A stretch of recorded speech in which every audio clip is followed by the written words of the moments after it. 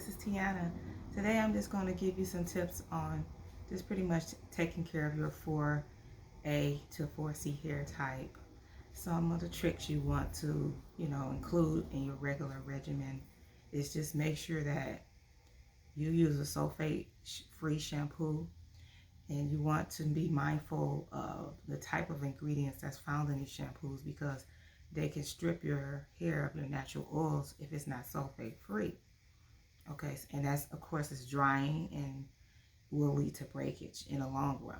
So sometimes it's better to just go ahead and spend that extra money and just, invest in a natural shampoo and conditioner in any natural hair products.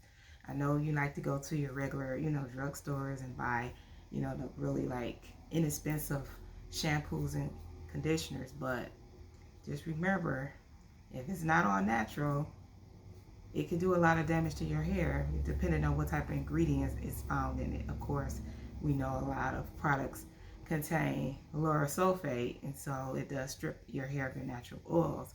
And if you have curly hair, okay, your hair is already dry, and so stripping it of its natural oils only just going to create frizzy hair, dull looking hair, and definitely dry hair. And like I said, it will cause breakage because it's being stripped of its natural oils, which you need. Okay, so you just make sure you invest in a natural, like I said, sulfate shampoo, and you want to follow up with a conditioner, of course. And if you're wearing your hair like periodically natural, definitely do a deep treatment. Now, it's recommended that you do your deep treatments like every 2 weeks as well. If your hair is damaged, of course, you want to do a protein treatment, but I wouldn't suggest doing it every 2 weeks. I would recommend like every 6 to 8 weeks. But if your hair is already healthy, of course, you do not need to do a protein treatment. That's just repairing the hair. So you're trying to add the protein back into your hair. So if it's healthy, then it's intact, and you do not need a protein treatment. You just need a moisturizing treatment. And that's just going to keep the moisture in the hair and keep it loose and free of tangles. Another thing you want to do is make sure that you can do the LOC method, or you can do the LCO method. It depends on your hair and how the product works for your hair. So generally what I do when I, like I said, wash my hair, I generally apply my leave-in conditioner, and then I'll follow up with a moisturizer or a cream. So it's moisture cream basically. You apply that to the hair, and that's going to help moisten it, and it's going to definitely keep it from tangling. And that is very, very, very important when you're dealing with curly hair because of the tightness of it and the shrinkage of it. And it's just known to tangle and break and lock. So you have to definitely want to invest in the cream. And so once you apply that cream, you want to follow up with your favorite butter or oil, and that's going to be your sealant. So you want to just load up on butters and oils.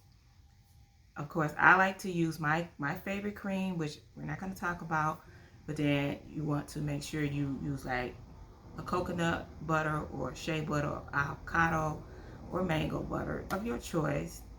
Or you can just simply go with lighter based oils, like you can use grapeseed oil, or you can use olive oil, jojoba oil. It just depends on what oils work for your hair, and you already probably know and tried many of these oils in combinations, and it might not work for you. So you may want to just do like a leave-in liquid conditioner and apply aloe vera juice or even aloe vera gel.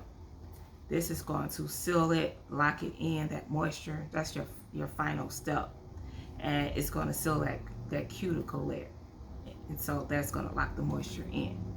That is very, very important. You want to make sure you seal that moisture in so that it maintains the integrity of the hair. It keeps it soft. It keeps the curls from frizzing, and it also keeps it, healthy. And that's what you want. That's what you want. You want to be able to wear your hair every day. So it's repeated like maintenance and care. But knowing the right products for your hair type, whether your hair is high level porosity. Of course, you're going to need heavy butters and oils. And if you low levels porosity, then you're going to need lighter oils.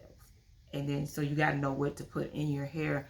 And then if you're normal porosity hair, you can pretty much use any type of product in your hair because it holds styles, and the moisture it retains. So you don't pretty much have that problem if you're normal porosity. But if you have low porosity, of course, you have to deep condition your hair to penetrate those oils because it sits on the hair. But if you have high level porosity, everything just goes in, and then eventually it dries out. So you have to use heavy products like coconut oil, which helps like close those gaps and helps heal those cuticle layers. So that is definitely important. And don't forget, when styling your natural hair, do protective styling, twist outs, braid outs, or whatever you like to do to keep the hair, intact, and just also allowing it to rest. And that's the main thing, because you don't want to lose a lot of hair in the process.